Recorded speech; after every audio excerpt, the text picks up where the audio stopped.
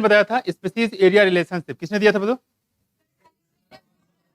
Alexander वान Humboldt क्या थे? Geographer थे कि नेचुरलिस्ट थे? दोनों थे। कहाँ के रहने वाले थे? जर्मनी के रहने वाले थे। और क्या बताया इन्होंने? जहां पे एरिया ज्यादा होगा वहां स्पीसीज डाइवर्सिटी भी ज्यादा होगी, इसलिए नाम दिया था species area relationship. X axis पे क्या रिप्रेजेंट किया था उन्होंने?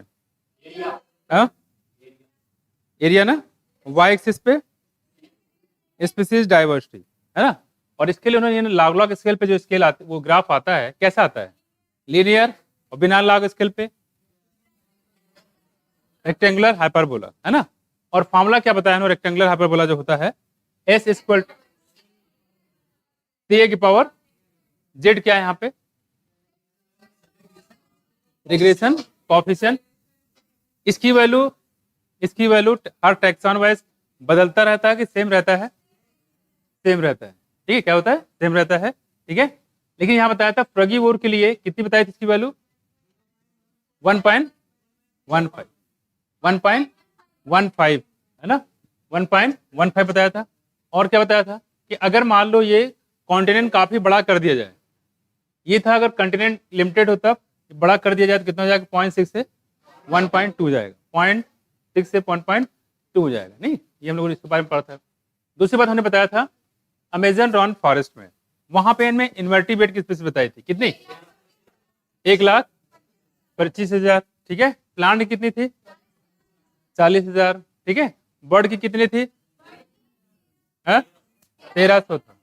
ठीक है, मैमल्स कितनी थी? एम्फीबिया कितना था? एम्फीबिया और रेप्टाइल और इंसेक्ट की अभी कितनी खोई जानी बाकी है? 2 मिलियन। कितना है? 2 मिलियन। ठीक है, फिर हमने बताया था आपको कि जो न्यूयॉर्क है, ठीक, कहाँ पे? न्यूयॉर्क में बर्ड की स्पीसीज कितनी बताइए? 105। ग्रीनलैंड में कितना? 56। और उसका जो लैटिट्यूडनल ग्रेडियंट कितना है? 71 डिग्री। और जो न्यूयॉर्क में कितना था? 41 डिग्री। और उससे पहले कौन सा था? कोलंबिया। और कोलंबिया में कितना था? कितना? 1400। कितना? 1400। ठीक है, ये कुछ बातें हमने डेटा बताया इसके बारे में। दूसरी बात हमने यहाँ पे किया था कि लैटिट्यूडनल ग्रेडियंट हो गया, है ना। और पूरी बात करें पूरे वर्ल्ड की, तो पूरे वर्ल्ड में हमारे इंडिया का कंट्रीब्यूशन कितना है लैंड का? 2 पॉइंट, लेकिन कंट्रीब्यूशन ज्यादा है, प्लांटेशन काफी ज्यादा है, बायोडाइवर्सिटी काफी ज्यादा है। बायोडाइवर्सिटी कितनी बताई थी? 8.1%। इसीलिए हमारा जो इंडिया है दुनिया के 12 मेगा डाइवर्सिटी कंट्री में एक नाम इंडिया का भी आता है। बस में कुछ ये हम लोग बात कर रहे थे। दूसरी बात करें यहाँ पे, जैसे जैसे इक्वेटर से हम लोग पोल की तरफ जाते हैं स्पीसीज डाइवर्सिटी कम होती है कि बढ़ती है? टेम्परेचर कम होता है कि बढ़ता है? टेम्परेचर भी कम करेगा, स्पीसीज डाइवर्सिटी भी कम होती जाती है। ठीक है, दूसरी बात हमने यहाँ पे किया था जैसे कि अगर हम इंडिया की बात करें मे के हिसाब से, रॉबर्ट मे के हिसाब से पूरी पॉपुलेशन या पूरी स्पीसीज कितनी है? 7 मिलियन, लेकिन इनमें से 22% अब तक खोजी जा चुकी है, मतलब 1.5 मिलियन खोजी गई है। कितने बचे हुए अभी?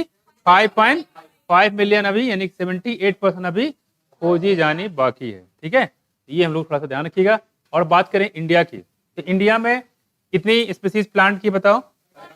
एनिमल की कितनी खोई जानी बाकी है प्लांट की? और एनिमल की 3 लाख। ऑर्किड की कितनी स्पीसीज है? 20,000। और मछलियों की 28,000। आंट की, बीटल की 3 लाख। 3 लाख कितने हैं? 3 लाख।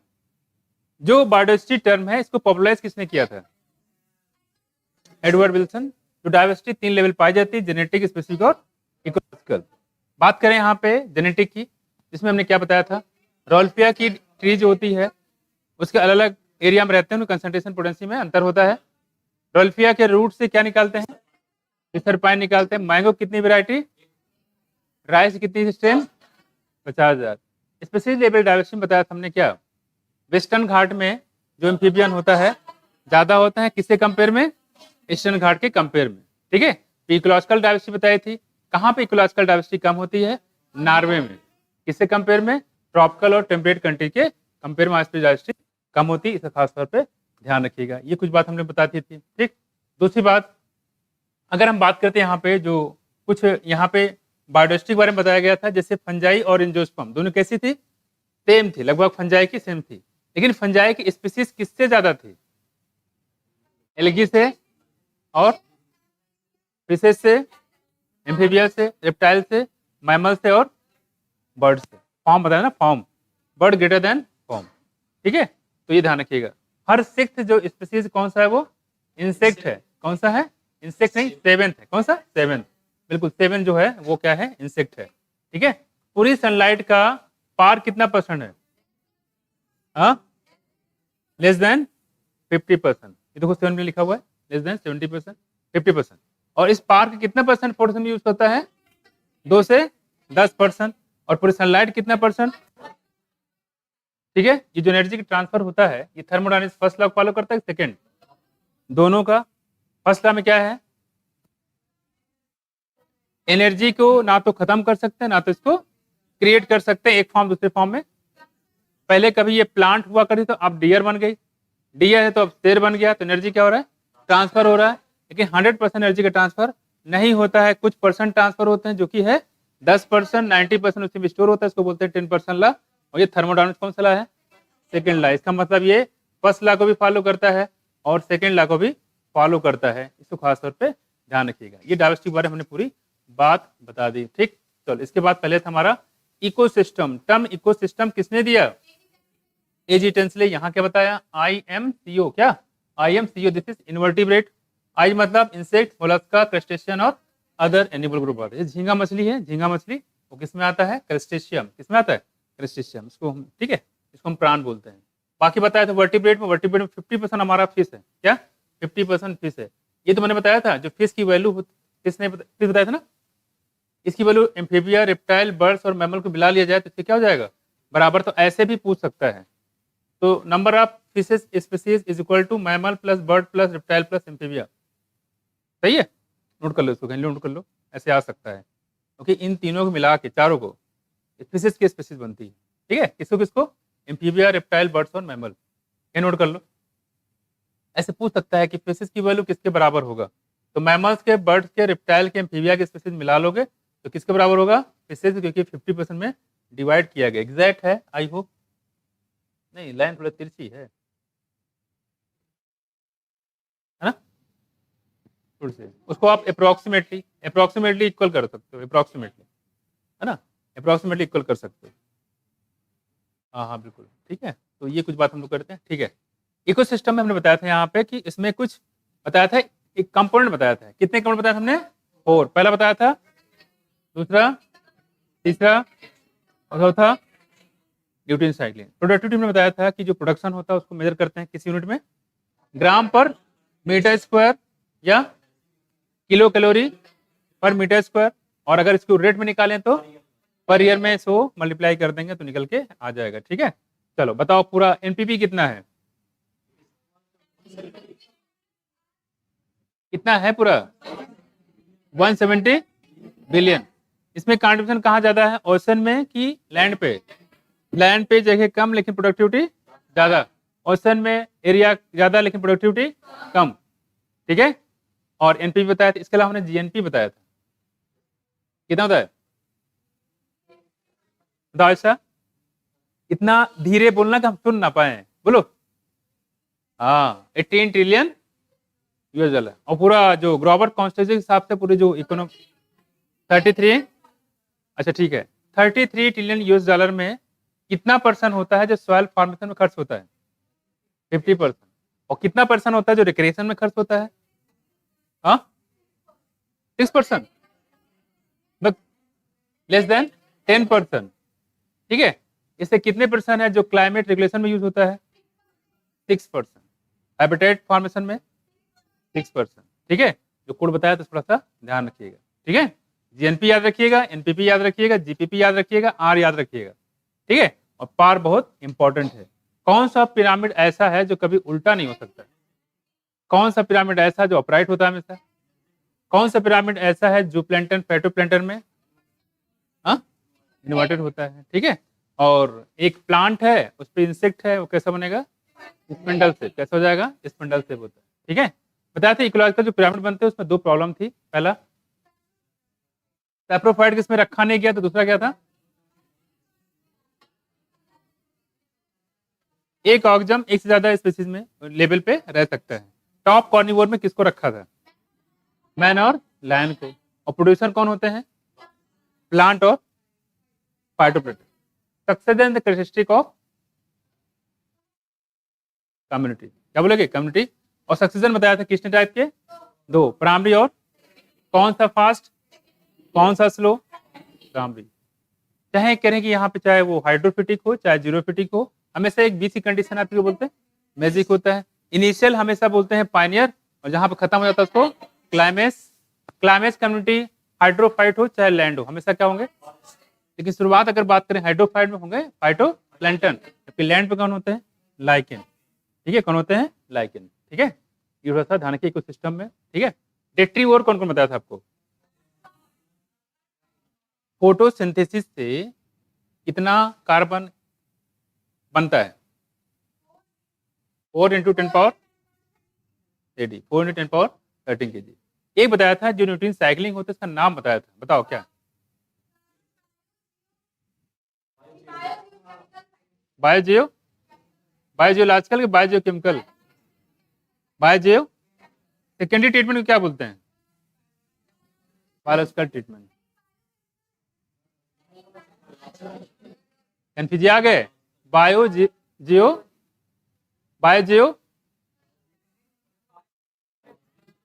बायोलॉजिकल नहीं है, बायोजियोकेमिकल। हाँ वो तो क्या काहे में बीओडी कहाँ पूरी लड़की? हम सेकेंडरी ट्रीटमेंट बोलते हैं, बायोलॉजिकल ट्रीटमेंट बोलते हैं।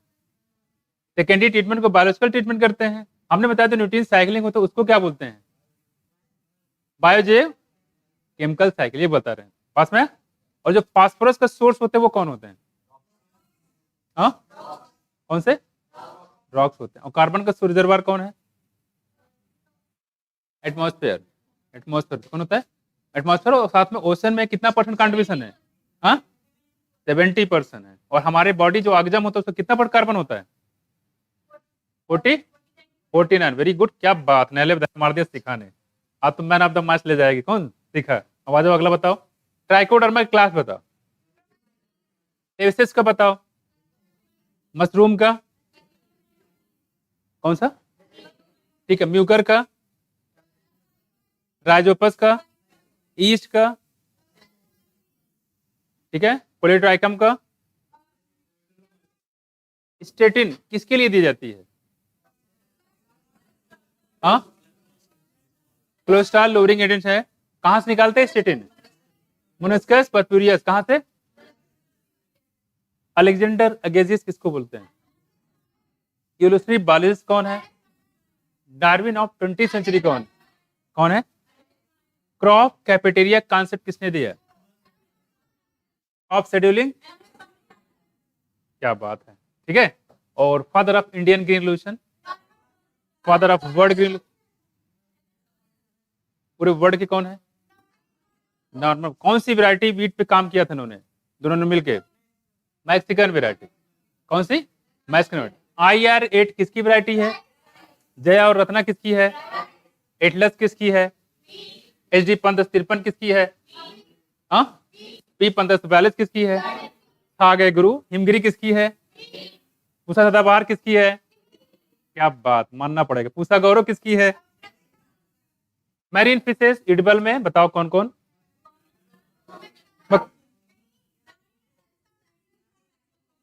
Sardine, hilsa, mackerel, pomfret. Omega 3 आपने सुना होगा नाम। जब आप जाते हैं तो आपको कोई भी कॉस्मेटोलॉजिस्ट होता है, आपको देखता है ओमेगा 3 खाइए और बढ़िया हेल्दी रहिए, स्किन आपकी अच्छी हो जाएगी। ओमेगा 3, ओमेगा 6 कई सारे आते हैं, पॉम्फ्रेट से निकाले जाते हैं। ठीक है, सार्डिन, हिल्सा, मैक्रेल, पॉम्फ्रेट। और फ्रेश वाटर एडिबल फिश के नाम बताओ। रोहू, कतला, कामर कार्प होते हैं। कितने परसेंट ऐसे लोग हैं जो हिडन हंगर का शिकार हैं? 3 बिलियन। खाना तो मिल रहा है लेकिन उसमें न्यूट्रिशन गायब है। इसी न्यूट्रिशन को बढ़ाने के लिए हमने एक कॉन्सेप्ट यूज करते हैं, बायोफॉर्टिफिकेशन। किसका? बायोफॉर्टिफिकेशन का यूज करते हैं। ठीक है, तो इसको ध्यान रखिएगा। चलो P1542 किसकी वैरायटी थी? Garden pea. जो मिलेट थे वो किस तरह से वैरायटी थी? हाँ, वाटर से। अच्छा ठीक है, वाटर से, ठीक है। पूसा सेम टू किसकी वैरायटी थी? बीन्स की।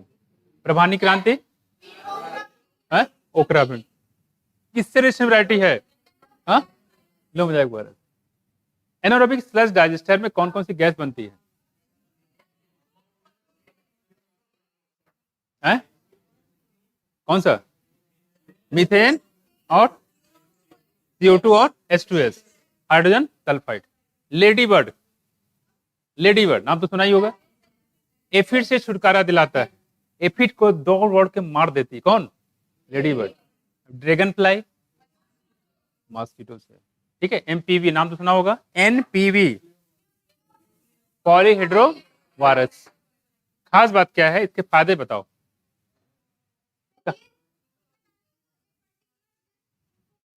टारगेट सेल, टारगेट, हाँ टारगेट, बिल्कुल जो हमारा टारगेट है उसी पर अटैक करेगा। और कहाँ यूज करेंगे?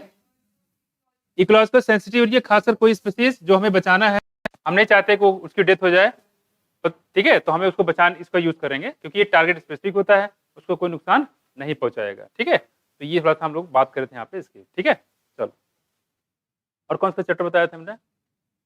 हाँ, पैरट, पैरट बताया था हमने, ठीक है। पैरट में लाइफ स्पैन कितनी बताई? क्रो में कितनी बताई? डॉग में कितना बताया? हाँ, राइस प्लांट में कितना बताया? क्रोकोडाइल में, कैमल में, क्रोकोडाइल में कितना था? कितना? 16 ईयर। तब जा करके बैठे हुए हो, क्या है? हाँ, कितना? 60 तो बोल रहे हैं, और क्या बोल रहे हैं? मैंने सवाल ही नहीं है।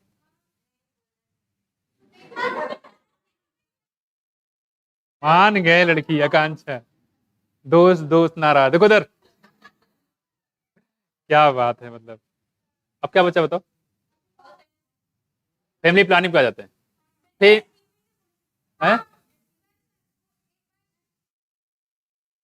SCP, सिंगल से प्रोटीन। सिंगल से प्रोटीन मतलब ये होता है कोई भी ऐसी प्रोटीन का सोर्स हो जो सस्ता हो, क्योंकि हम लोग जो बात करें पब्लिक की बात करते हैं, सबको मिल जाए, ठीक है, सस्ता हो, आसानी से ग्रो कर सके।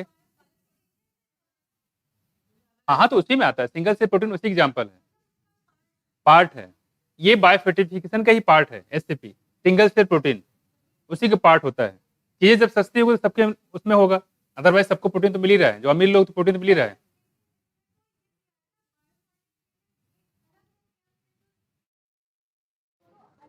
वो इसी के पार्ट है। सिंगल सेल प्रोटीन मतलब ये होता है कि कोई भी ऐसी प्रोटीन का सोर्स इसमें सारे एसेंशियल अमीनो एसिड मिल जाएं, जो 10 होते हैं हमारे, ट्रिप्टोफैन, लाइसिन, आर्जिनिन, ये सारे मिल जाए उसमें, ठीक है, तो उसको बोलेंगे हम लोग क्या? Single cell protein. और साथ साथ वो सस्ती भी हो, क्योंकि महंगी की हम बातें नहीं करेंगे, महंगे तो हर कोई खा ही रहा है, जिसके पास पैसे वो खा रहा है, उसकी बात क्यों करेंगे?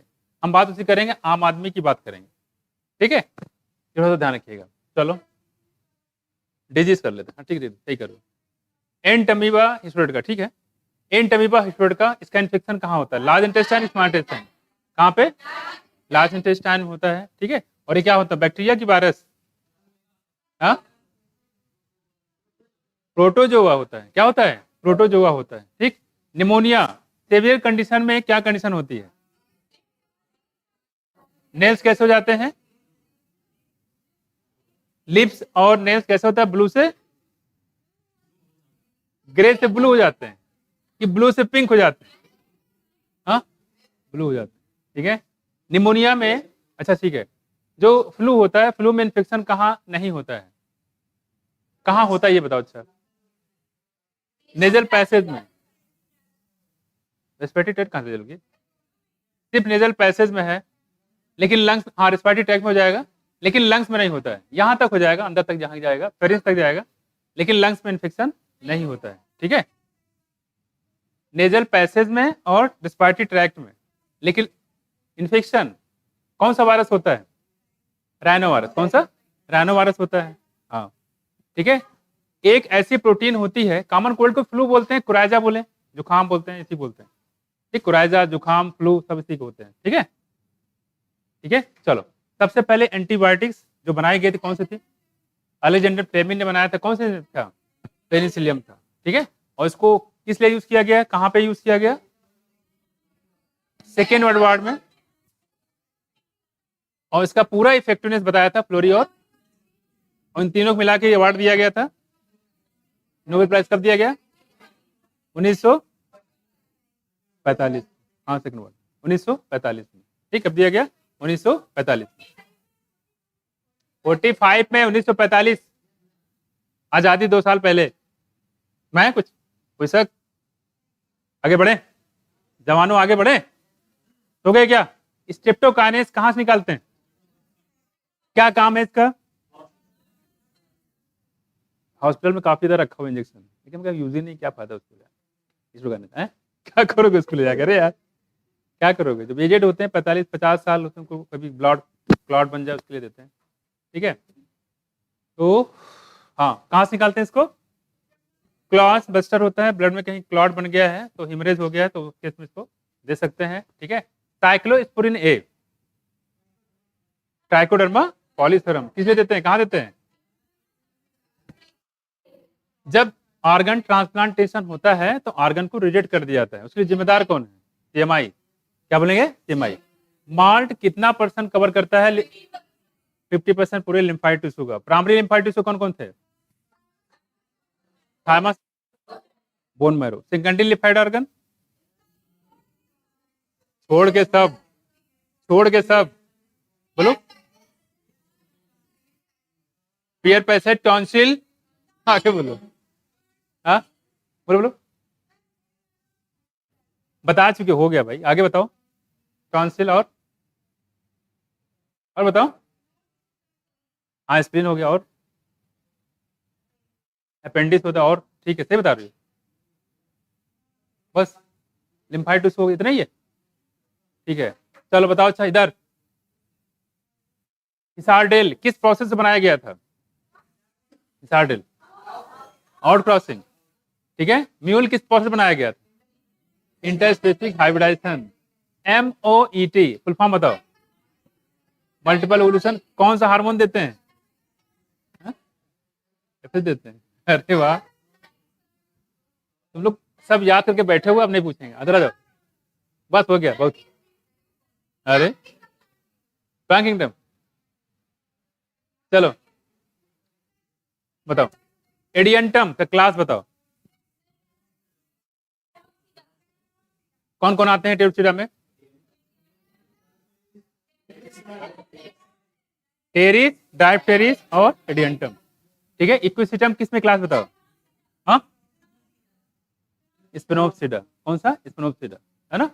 चलो, और एडियंटम का दूसरा नाम क्या बताया था? Walking form. ये बताओ कि जो पीट मास किसको बोलते थे? स्पिनो। और जिम्नोस्पर्म में कौन सा ऐसा है जो हेटेरोस्पोरस है? हाँ, सारे। और टेरिडोफाइट में कौन सा जो हेटेरोस्पोरस है?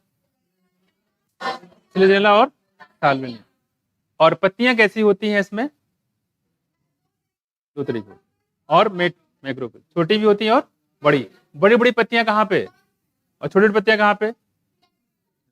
स्टोबलाई या कोन कहाँ पाए जाते हैं? टेरिडोफाइट बताओ। टेरिडोफाइट में कहाँ कहाँ? इक्विसिटम और फ्लैजेला में भी है ना, इक्विसिटम और फ्लैजेला। मार्केंसिया मोनुसेस की डायसेस, डायसेस होता है। और कॉकरोच कैसा है? एनिमल किंगडम से पूछ लें? नहीं नहीं नहीं, नहीं। पूछे? पढ़ाए थे ना? पढ़ाए? पूछे? इजाजत है? नहीं, ठीक है, ठीक है, कोई बात नहीं। तुम लोग पढ़ाएंगे तो पूछने का अधिकार भी नहीं बनता है ना। फालतू में क्वेश्चन पूछ कर दिल दुखा दे। लिविंग वर्ड, हाँ ठीक, सही करो। तो ठीक है, लिविंग वर्ड बताए क्या? यही यार, फिर वही पुराना। ठीक है, बताओ। अच्छा, कौन सा ऐसा है टैक्सॉन जो फ्लोरल और वेजिटेटिव दोनों कैटेगरी बेस्ड है? फैमिली। और कौन सा सिर्फ फैमिली है? और कौन सा है जो वेजिटेटिव बेस्ड है? बताओगे नहीं क्या मोहतरमा? बैठी हुई बिल्कुल नवाबों की तरह, बता नहीं रही है तो आती क्यों होता? हाँ नहीं, बताओ। 12th पास हो गए ना? हाँ, फिर ये कह रहे हाँ, हर चीज में हाँ करो, बताओगे नहीं। ठीक है, चलो इसमें खत्म हो गया, बचा गया NBRI कहाँ बताओ। अच्छा CDRI कहाँ है, कहाँ है, PGI कहाँ है, KGMC कहाँ है, महानगर कहाँ है। बस हो गया, ठीक, बस बस बस हो गया। तुम लोग सब पढ़ के बैठे हो, देखो अब पेपर होगा उसमें तो बढ़िया था ना। क्या था, IARI Indian agriculture research institute. किसने फाउंडेशन किया था इसको, वह रामदेव मिश्र नहीं है, रामदेव मिश्र नहीं है शायद, पंचानन महेश्वरी, पंचानन महेश्वरी, पंचानन महेश्वरी का है ना, P Maheshwari.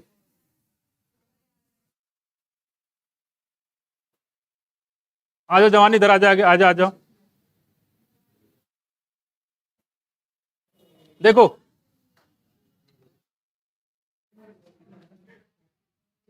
Importance of species diversity. अब देखो यहाँ पे, बात नहीं करो बच्चे, देखो देखो देखो कुमला के जितने चैप्टर लगभग आपको याद है ना, कौन से, रिप्रोडक्शन वाला। ठीक है, तो अगला यूनिट रिप्रोडक्शन का रहेगा, उसको करवा देंगे पूरा शुरू से लेके। ठीक है, रिप्रोडक्शन आगजम, फ्लावरिंग प्लांट, ह्यूमन का।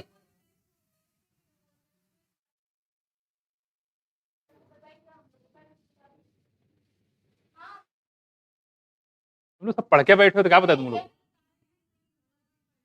तो कौन सा मैं दे दूं, living bird, yes absolutely right.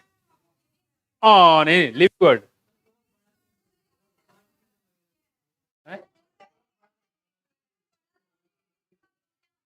ठीक है। सुनो, अच्छा नहीं, मुझे शाम वाले बैच में देखना है कि उनको क्या पढ़ाया मैंने।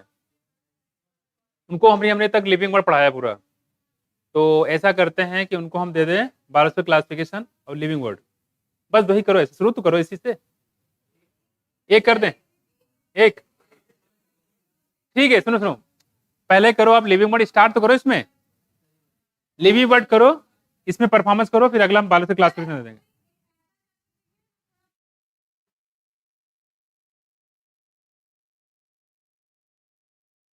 तो करो ना, हम भी तो कह रहे हैं फोकस करो, तो 1200 कर लो, 1200 क्लासिफिकेशन कर लो। प्लांट किंगडम, ये नहीं चलेगी फरमाइशी। अब सुनो ध्यान से, सुनो, अरे मेरी बात सुनो, अब कुछ नहीं होगा, अब लिविंग वर्ड होगा बस। पहले इसमें करो, फिर देखते हैं आगे बढ़ाएंगे। सारे चैप्टर स्टेप बाय स्टेप ले लें पूरा, ठीक है। जब तक इधर खत्म तो शाम वाले बैच खत्म हो जाएगा। देखो हो गया बच्चे, हो गया। देखो आप लोग लिविंग वर्ड अच्छे से तैयार करो, ठीक है, उसी को देंगे हम आपको क्विज में। लिविंग वर्ड या उसमें सोच रहे हैं कि क्योंकि छोटा है तो थोड़े 1200 क्लासिफिकेशन में ऐड कर दें, ठीक है। क्यों, इधर बताओ, सब लोग बताओ, दो कर दें, हैं? ठीक है, ठीक है, ठीक है, लिविंग वर्ड है, ठीक है, आप लोग करो, ठीक है। देखो इधर देखो, बात नहीं करो बच्चे, क्या सर सर लगा रखी है, बोलो बोलो।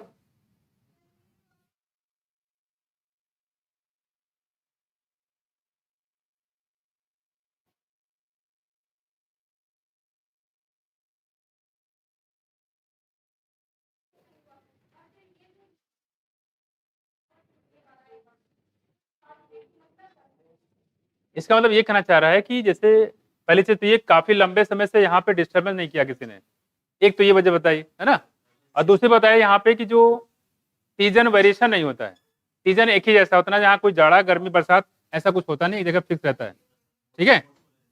और तीसरी सबसे बड़ी इंपॉर्टेंट चीज थी वो था सनलाइट का एक्सपोजर ज्यादा है यहाँ पे सनलाइट की एक्सपोजर है, हाँ, सनलाइट का एक्सपोजर ज्यादा है, तो ज्यादा सनलाइट का एक्सपोजर होगा तो ज्यादा फोटोसिंथेसिस होगा, ज्यादा फोटोसिंथेसिस होगा तो प्रोडक्शन ज्यादा होगा, और प्रोडक्शन ज्यादा होगा तो वहाँ पे एनिमल भी ज्यादा होंगे। सुना है कुछ, ये है। अब हम लोग बात करें importance of species diversity in the ecosystem. हम ये चाहते हैं इसे कुत्ते गगल का, आपको गुस्सा नहीं लगता होगा जब आप जाते होंगे रात में, भौंकता होगा वो, तो ये कुत्ते कहाँ से आ गए, ये काश ना होते कुत्ते, होता नहीं रहता। तो देखो क्या है, जितने भी स्पीसीज है दुनिया में, हर स्पीसीज का अपना एक क्या है, इंपॉर्टेंस है। ठीक है, उसी की बात करें यहाँ पे, इंपॉर्टेंस ऑफ स्पीसीज। आपको लगता है कि कभी कभी आपको ऐसा भी होता है, जैसे मान लो आप अकेले हो, कोई चोर आ जाए, आपका पर्स लूटने लगता है, आपको कुत्ते की याद आएगी, काश वो कुत्ता होता, भौंका देते उसको और दौड़ा के उसको काट लेता है। नहीं होता, नहीं होता है, ऐसा हो जाता है। तो कहने मतलब, अब प्रेजेंट टाइम वो आपको भौंक रहा है तो आपको दिक्कत हो रही है, लेकिन आपके साथ हो, अगर आपने कोई कुत्ता पाल रखा हो, तो मजा लो कोई चोर की आपका बैग उठा ले जाए, वो कुत्ता काट लेगा उसको, नहीं।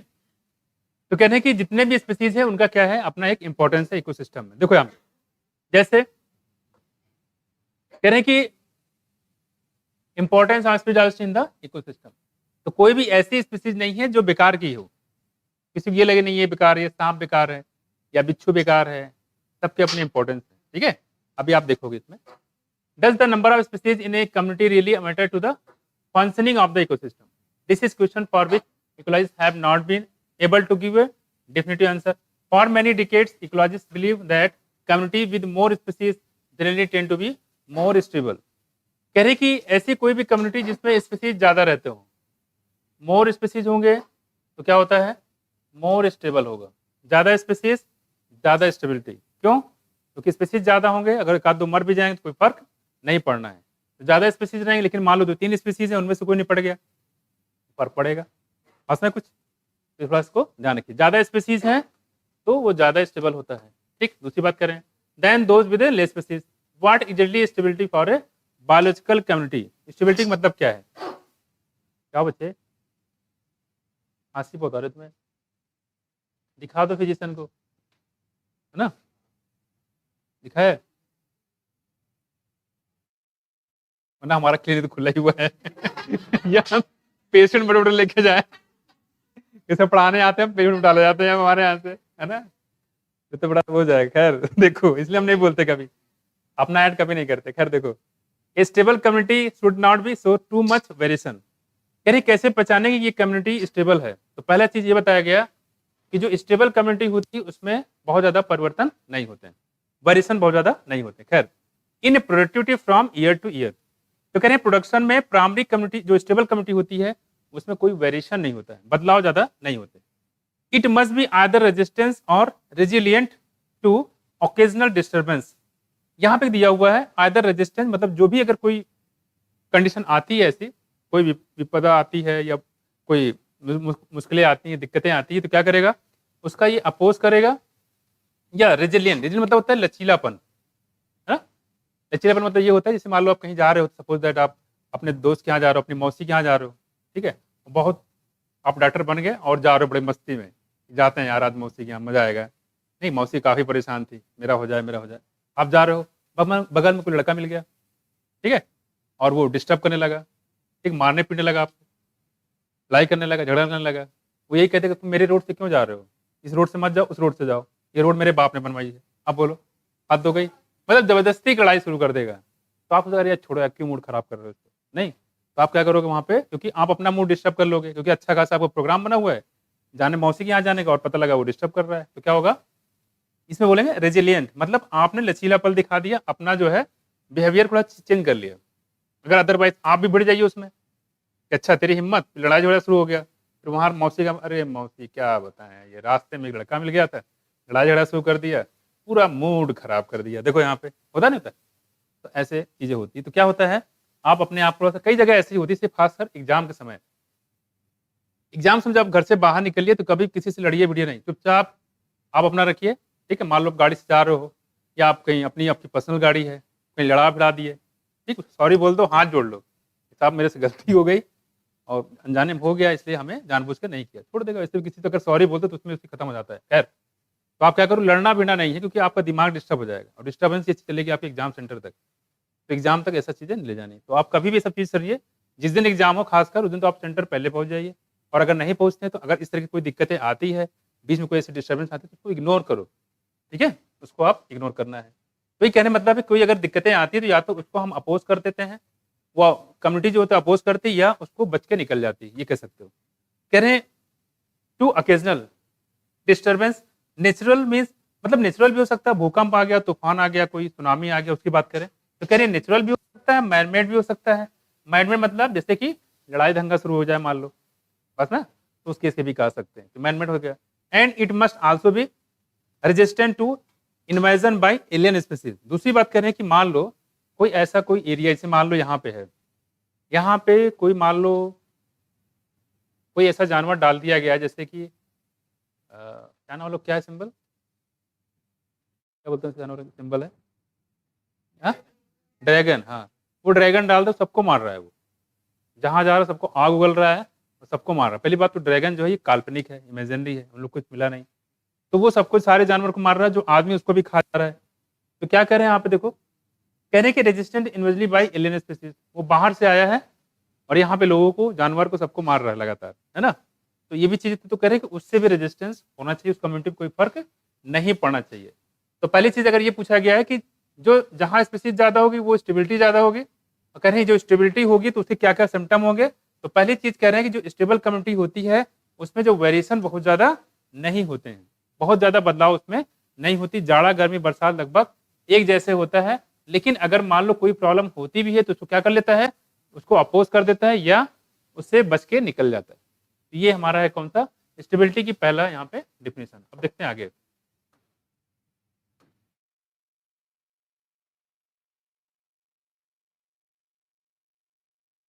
और जो ये जो स्टेबिलिटी है, इकोसिस्टम को जो इंपॉर्टेंस है, इसको देने वाले एक साइंटिस्ट का नाम था डेविड टिलमैन। क्या नाम था, डेविड टिलमैन।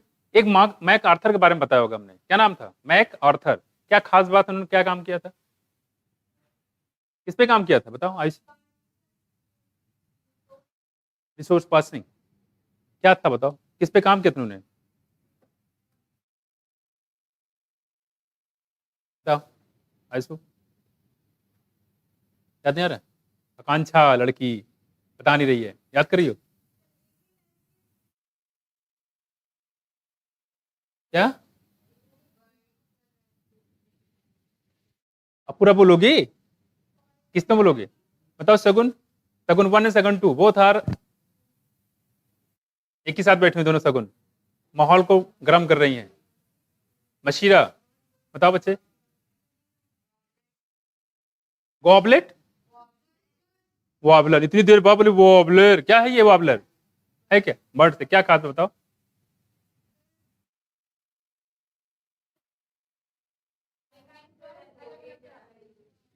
तो क्या इसमें, इससे फायदा क्या हुआ, इससे कंपटीशन नहीं हुआ, लड़ाई झगड़ा नहीं हुआ, नहीं लड़ाई झगड़ा नहीं, क्या किस पे नाम था, वार्बलर, ठीक है वार्बलर पे। और 5 स्पीसीज थी, पांचों एक ही पेड़ पे रहते थे, और पांचों ने अपना टाइम फोरेजिंग टाइमिंग क्या कर दिया, चेंज कर लिया। अगर यही चिड़िया एक साथ जाती तो खाने की लड़ाई झगड़ा शुरू हो जाता, ठीक है। तो मजा है कि एक चिड़िया साथ रह पाती, नहीं रह पाती, ठीक है। इसको बोलते हैं रिसोर्स पार्सनिंग, ठीक है। चलो आगे देखो, वही करें, stable community should not show too much variation in productivity from year to year, it must be either resistant to agent और ऑकेजनली डिस्टर्बेंस। आगे क्या करें देखो, it must also resistant to invasion by alien species. ये पता है आपको, alien species, कोई नाम बताओ एलियन स्पीसीज का, पार्थेनियम और पैरट ग्रास, पैरट ग्रास बोलते हैं लेंटेना कमारा, क्या बोलते हैं, लेंटेना कमारा। देखो कहाँ भग गया, पार्थेनियम को क्या बोलते हैं, कैरेट ग्रास होता है ना, पार्थेनियम कैरेट ग्रास होता है, लेंटेना कमारा भी बोलते हैं लेंटेना कमारा बोलते हैं, बहुत छोटे छोटे लोग, उनके नाम बहुत सारे होते हैं, ठीक है। अफ्रीकन कैटफिश, ये भी तो है एलियन स्पीसीज। और बताओ, जो कोई भी स्पीसीज जो बाहर से डाल दी गई, जैसे आपने डाला था 1920 में, कहाँ पे, ऑस्ट्रेलिया में, किसको डाल दिया गया था यहाँ पे, पिकली पियर कैक्टस को, पिकली पेयर कैक्टस 1920 में डाला गया है, जिसके वजह से उस पिकली पेयर कैक्टस ने पूरे ऑस्ट्रेलिया में पूरा तबाही मचा दिया। क्यों ऐसा हुआ था, क्योंकि उसका नेचुरल कोई प्रेडेटर नहीं था, उसको खाने वाला कोई नहीं था, तो उसको हटाने के लिए क्या तरीका निकाला गया, मौत को डाल दिया गया। जो उसका नेचुरल प्रेडेटर था उसको डाल दो, वो खा खा के बराबर कर देगा, है ना। देखो इसको बोलते हैं एलियन स्पीसीज, कुछ माया। ऐसे जब हम लोग पढ़ेंगे बायोटेक्नोलॉजी, तो बायोटेक्नोलॉजी में पढ़ोगे alien DNA, gene of interest, पास में कुछ gene of interest, alien DNA, ठीक है। और रिकॉम्बिनेंट डीएनए, रिकॉम्बिनेंट डीएनए नहीं, रिकॉम्बिनेंट डीएनए बने। रिकॉम्बिनेंट तब बोलेंगे जब उसको हम वेक्टर से लगाएंगे।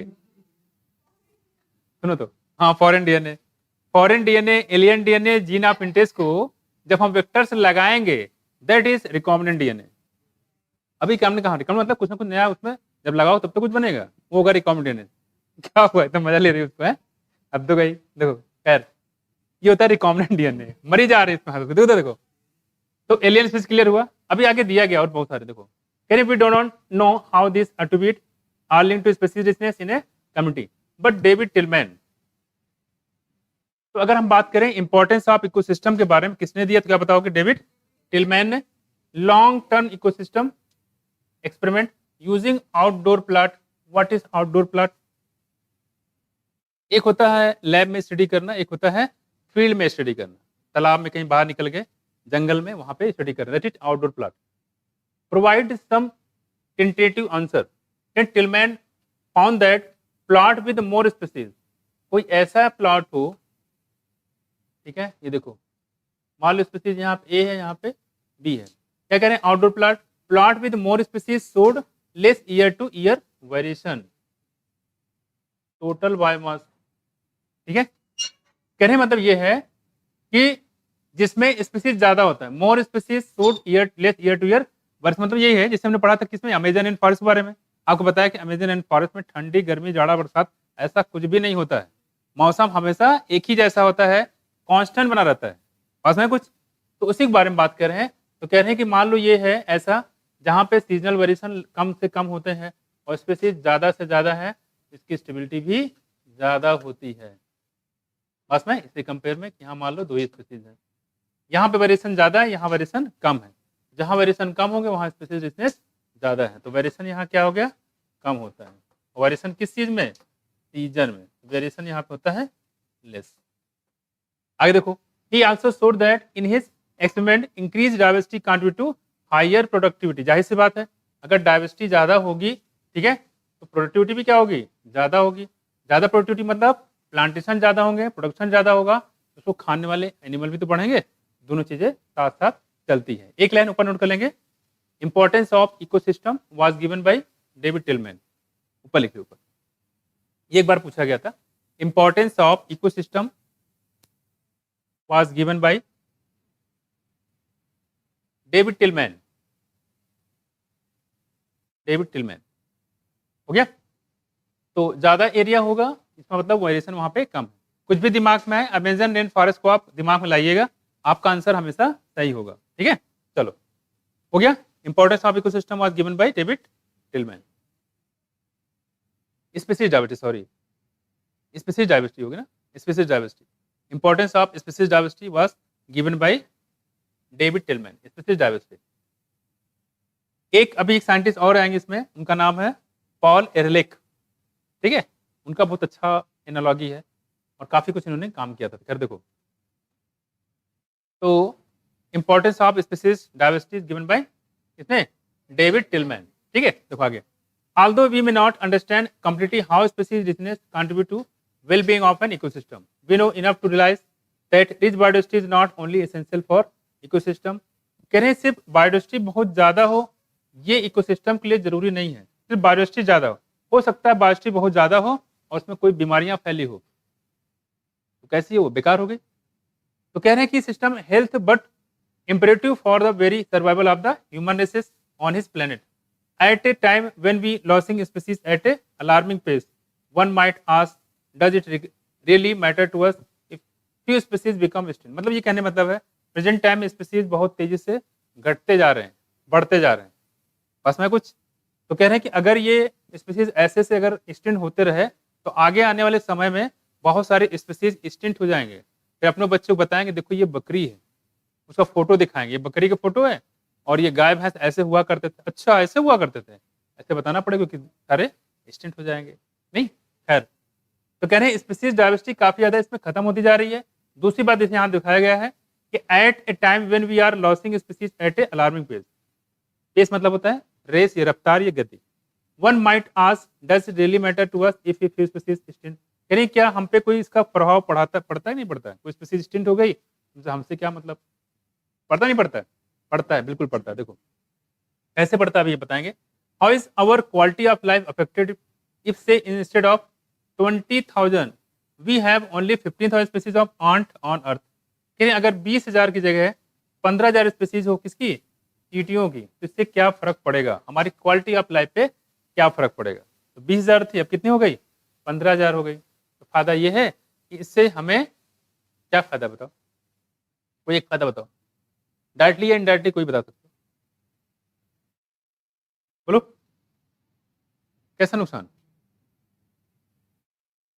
आंटी जी से आपको क्या नुकसान है, क्या होना चाहिए? वही तो कह रहे हैं, और जाहिर सी बात वही तो पूछ रहे हैं कि हमारी लाइफ पे क्या फर्क पड़ता है इसका, अगर मान लो चींटियां मर गई तो कोई नुकसान बताओ इसका। डिकम्पोजर, राइट, हाँ डिकम्पोजर भी है, चींटियां डिकम्पोज का भी काम करती है। आपने कभी ध्यान दिया है कि कोई अगर काकरोच मर गया हो आपके घर में, तो चींटियां क्या करती है, उसको पकड़ के किनारे लगाती है पहले, और कोई टांग ले जाता है, कोई पैर ले जाता है। और कभी आपने ऐसा ऐसा भी देखा होगा, जैसे मान लो ये काकरोच का टुकड़ा है, एक चींटी इधर से एक चींटी इधर से, और ये इधर तरफ मूव करती है, इधर तरफ घूमती है, तो रुका के लगे ले जाके कहीं लगा देती है लाइन पे, ऐसा देखा है? सारी चींटियां एक साथ लग जाती, जोर लगा के ऐसा ले जाती पूरा, पूरी काकरोच को उठा के यहाँ कर देती। सोचने वाली बात है। तो कह सकते हो डिकम्पोजर का भी काम, ये हमारे लिए बेनिफिट है कि जो हम अगर झाड़ू लगाते काकरोच को बाहर निकालते, तो हमें झाड़ू लगाने नहीं दिया, चिड़िया पहले काम कर गई। मैं कुछ जो लोग झाड़ू लगाते हैं उनकी बात करें, मैं तो आधी सफाई आपकी कर दी डिकम्पोजर, एक फायदा ये हो गया नहीं।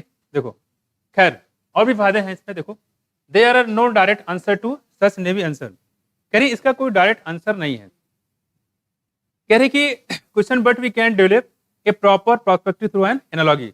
एक एनालॉजी के बारे में बताया गया है, और उसका नाम क्या देखो, रिवेट पॉपर हाइपोथेसिस, और उसको देने वाले थे पॉल एरलेक।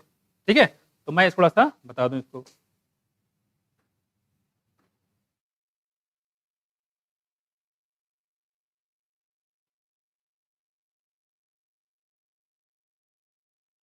तो जहां पे स्पीसीज डाइवर्सिटी ज्यादा मिलेगी वहां पे वेरिएशन कैसे होंगे, ज्यादा की कम? अरे जहां पे पॉपुलेशन ज्यादा मिलेगी वहां सीजनल वेरिएशन कैसे मिलेंगे, कम की ज्यादा? कम मिलेंगे भाई, वेरिएशन होगा ही नहीं इसमें, जाड़ा गर्मी बरसात सब एक ही जैसा होगा। बस में इस बात को ध्यान रखिएगा, ठीक है? क्या जो हम बता रहे हैं, अरे मैं ये कह रहा हूं जहां स्पीसीज डाइवर्सिटी ज्यादा मिलेगी वहां वेरिएशन कम मिलते हैं, यानी कि जाड़ा गर्मी बरसात ऐसा कुछ नहीं होता, मौसम एक ही जैसा रहता है। अगर गर्मी है तो गर्मी ही रहेगा हमेशा, साल के 12 मास कोई टेम्परेचर में बदलाव नहीं होता, न बारिश में न टेम्परेचर में कोई बदलाव नहीं होते हैं। अमेजन रेन फॉरेस्ट कैसे ग्रो कर रहा है, इसी तो कर रहा है कि वहां कोई वेरिएशन नहीं होता है, हमेशा बारिश हो रही तो होता रहेगा, जितनी लाइट मिल रही मिलती रहेगी, और कोई चीज नहीं होगा। स्पेशल रिलेशन ये है कि जब बात नहीं करो, जब सीजनल वेरिएशन होता है तो उससे आपको दिक्कत होती है। जैसे आप देखते हो, क्या बातें कर रही हो, पूरी बात सुनो पहले, फिर जाओगे अभी। जैसे आप अगर मान लो आपके यहाँ एक ही वेरिएशन होता है, तो कपड़े आपको 3 टाइप कपड़े देख मिलते, बरसात के लिए अलग कपड़े, सर्दी के लिए अलग कपड़े, गर्मी के लिए अलग कपड़े, इतनी दिक्कतें होती हैं। और ठंड में इतनी ठंड बढ़ जाती है कि आप घर से बाहर निकलो गवर्नमेंट को छुट्टी देना पड़ता है, होता है। और गर्मी में इतनी तेज धूप हो जाती है कि गवर्नमेंट को छुट्टी देना पड़ता है। पास में कुछ तो कोई मॉडरेट ऐसी कंडीशन रहे जिसमें कोई बदलाव ना किया जाए, तो हमारे लिए बेहतर है। न ज़्यादा ठंडी हो, न ज़्यादा गर्मी हो, न ज़्यादा बरसात हो, तो हमारे लिए बेहतर है। जाहिर सी बात आपकी ग्रोथ क्या होगी, अच्छी होगी, ये मतलब है कहने का। बस में कुछ है, रिलेशन ये है ना, मेरी बात समझो, रिलेशन ये है कि स्पीसीज को बहुत ज्यादा इसके लिए कोशिश नहीं करनी पड़ेगी, अलग से एफर्ट नहीं डालना पड़ेगा। पास में कुछ ये फायदा है, यानी कि इनडायरेक्टली ये बताएं कि स्पीसीज कोई डिस्टर्बेंस नहीं होगा। और जब किसी को आप डिस्टर्ब नहीं करते हो तो उसकी ग्रोथ क्या होती है, बढ़ती है। ये कॉन्सेप्ट है उसमें, उसको आप अगर डिस्टर्ब नहीं करोगे, चाहे वो सीजन कोई नेचर से डिस्टर्बेंस हो, चाहे मैंने बताया ना मैड मेड हो या नेचुरल हो, दोनों तरह की डिस्टर्बेंस होता है। या तो नेचर से डिस्टर्बेंस हो चाहे आदमी द्वारा हो, अगर डिस्टर्बेंस होगा तो स्पीसीज डाइवर्सिटी घटती है, ये कहना मतलब है।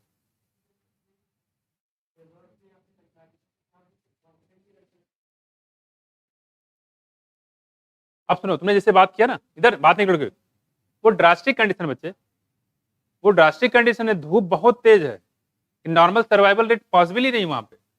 या कह सकते पोलर एरिया में चले जाओ, वहां ठंड बहुत ज्यादा है, जहां ठंड बहुत ज्यादा है -72 या 100 तक चला जाएगा, वहां कौन सर्वाइव रहेगा बताओ, ये बताओ पहले, कोई रहेगा? तो ये भी कंडीशन ना हो। मैंने क्या बताया, मॉडरेट कंडीशन। मॉडरेट कंडीशन होता है तो हमारे लिए बेहतर होता है। जैसे आप एसी जब ऑन करते हो और बहुत ज्यादा एसी हम चिल कर दें तो आप रह पाओगे? नहीं रह पाओगे। या बहुत ज्यादा गर्मी है तब भी बर्दाश्त नहीं कर पाओगे। तो एक मॉडरेट कंडीशन की बात करें, अगर एक मॉडरेट कंडीशन है और वो कांस्टेंट बना हुआ तो हम पे अच्छा, हमारे लिए बेहतर होता है। एडवर्स कंडीशन नहीं होगा तो हमारे लिए बेहतर होगा। बतिया लो बतिया लो, कूट देंगे, अभी सही हो जाओगे। दे देखो, बहुत आएंगे, दे देखो दे देखो। आप कह रहे हैं यहाँ पे, अभी इसको और समझ सकते हो, अभी आ रहे हैं इस पे। जो आप लोग ये खुशबसाहत कर रहे हो, अभी इसी को बताया था पॉल एहरलेख ने। पॉल, ये कौन नहीं गांव वाले पॉल हैं, ये दूसरे पॉल हैं। देखो यहाँ पे इन्होंने एक एनालॉजी दिया था, जरा इसके बारे में देख लेते हैं यहाँ पे।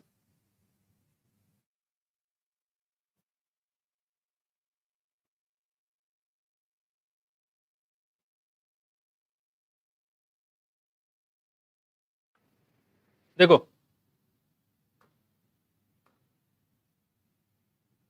यहाँ पे पहली चीज देखो दिया गया है क्या, देखो रिवेट पॉपर हाइपोथेसिस। देखो इन्होंने इकोसिस्टम को कंपेयर किया किससे, एरोप्लेन से।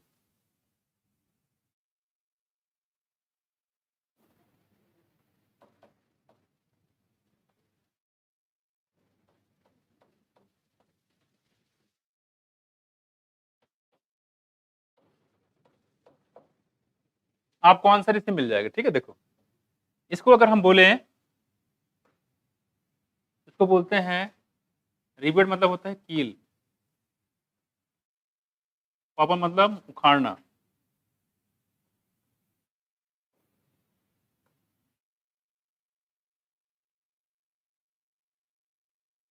हाइपोथेसिस होता है परिकल्पना।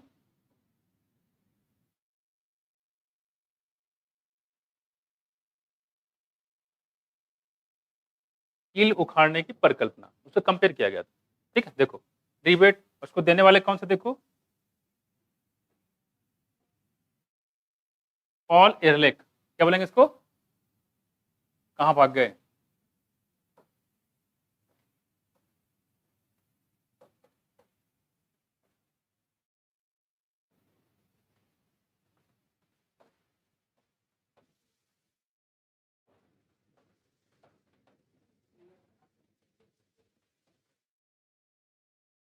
ठीक है, ये हम लोग बात करें यहाँ पे, उसको देने वाले कौन से थे, देखो पॉल एहरलेख, है ना। ठीक है, किसने दिया था, पॉल एहरलेख, ठीक है। अब क्या करें, देखो यहाँ पे हमने ई बढ़ा दिया, आप भी बढ़ा देना, कोई दिक्कत नहीं। देखो अब कह रहे हैं कि इसको बोलते हैं कील उखाड़ने की परिकल्पना। इसको दिए देने वाले कौन थे, पॉल एहरलेख। किसने दिया था, पॉल एहरलेख, ठीक है। हाँ, क्यों दिया था, अभी बता रहे हैं क्यों दिया था, ठीक है। इन्होंने पूरे जो हमारा इकोसिस्टम है उसको कंपेयर किया था एरोप्लेन से, ठीक है। किससे कंपेयर किया था, एरोप्लेन से। और कैसे कंपेयर किया, तो ध्यान देना। जैसे अभी पूछ रहे थे ये स्पीसीज हमारे लिए इंपॉर्टेंट क्यों है, उसकी बात कर रहे हैं हम लोग। जैसे मान लो एरोप्लेन पे कितने लोगों ने ट्रेवल किया है, ज्यादा समझ पाएंगे वो, एक दो, बस दो लोग।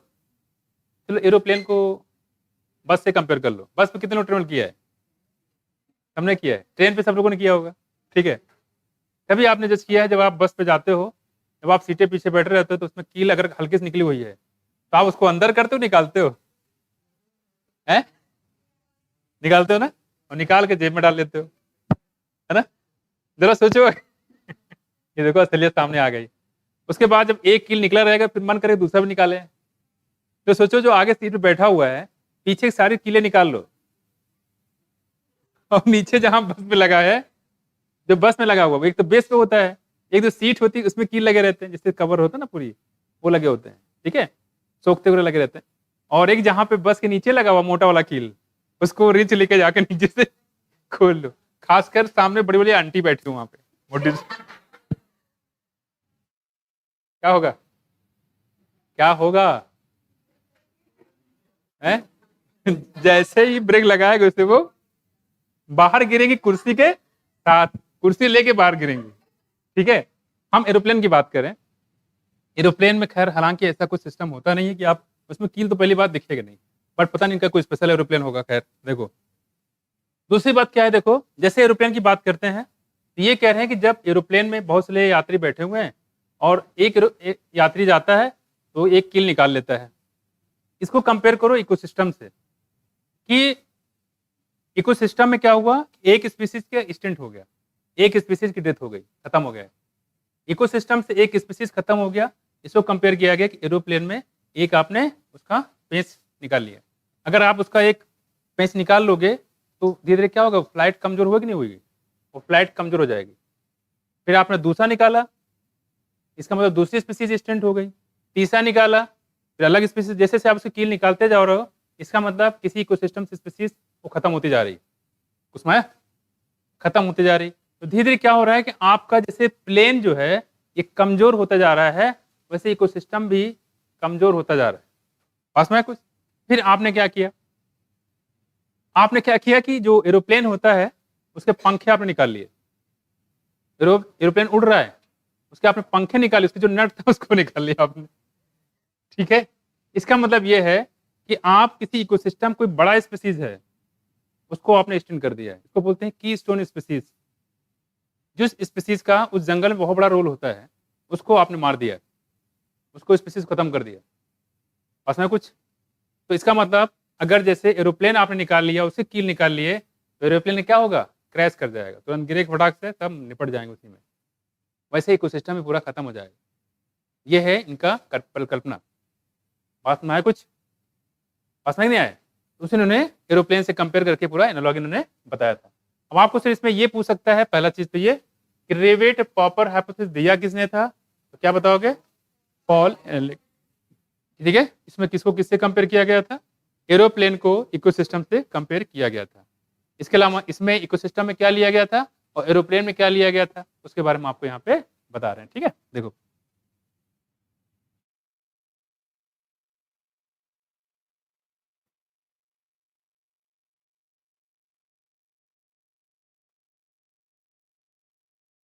थोड़ा सा इनमें जो है, जो इनकी लैंग्वेज है, आई होप थोड़ा सा फ्रेंच लैंग्वेज है, उसी फ्रेंच लैंग्वेज को इन्होंने एज इट इज जो है में कॉपी कर दिया गया है।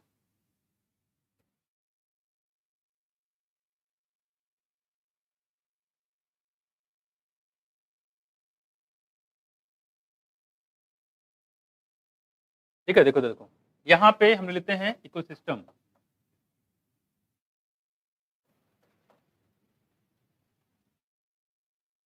इकोसिस्टम, पहले इसमें एरोप्लेन कर देते हैं।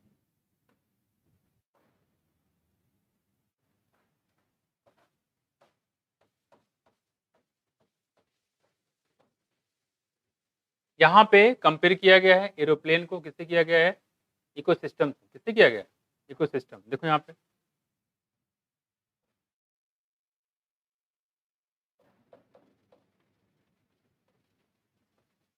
ठीक, यहाँ पे जैसे बताया गया सबसे पहले कि यहाँ पे एक टर्म दिया है रिवेट, कहीं आया होगा रिवेट, देखो क्या लिखा है।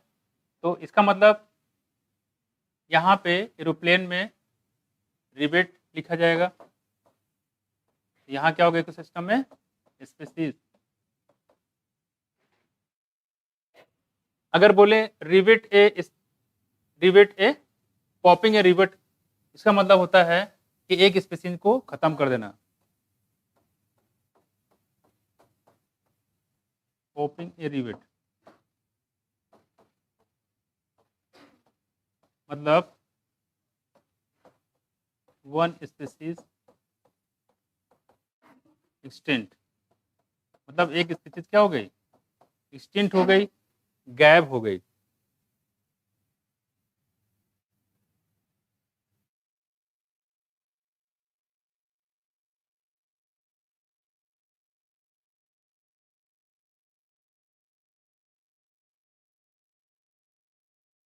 एक देखो यहाँ दिया है क्या, रिवेट इन ए विंग,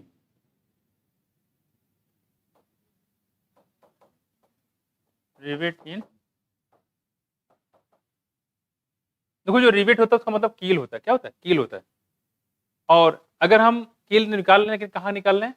जिसमें पंख लगे हुए हैं, उसके मान लो हेलीकॉप्टर कंपेयर करो, अगर हेलीकॉप्टर चलता हुआ हेलीकॉप्टर उसके अगर वो निकल जाए, पंखे निकल जाए, तो क्या होगा? नीचे गिर जाएगा वो। इसका मतलब कि हम जब चेयर का कील निकाल रहे हैं तो उतना फर्क नहीं पड़ा, लेकिन जब आप जैसे ही पंखे निकालो तो पूरा आपका एरोप्लेन क्रैश कर जाएगा, मतलब इकोसिस्टम ही पूरा खत्म हो जाएगा। मतलब क्या है? उस इकोसिस्टम की बहुत बड़ी स्पीसीज आपने एक्सटिंक्ट कर दी।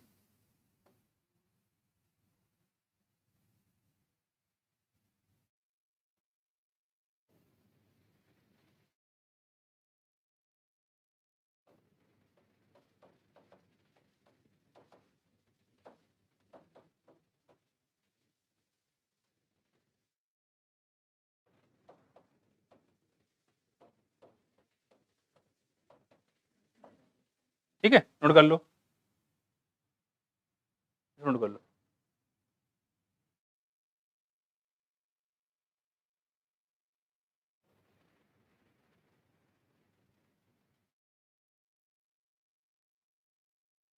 ठीक है, नोट कर लो।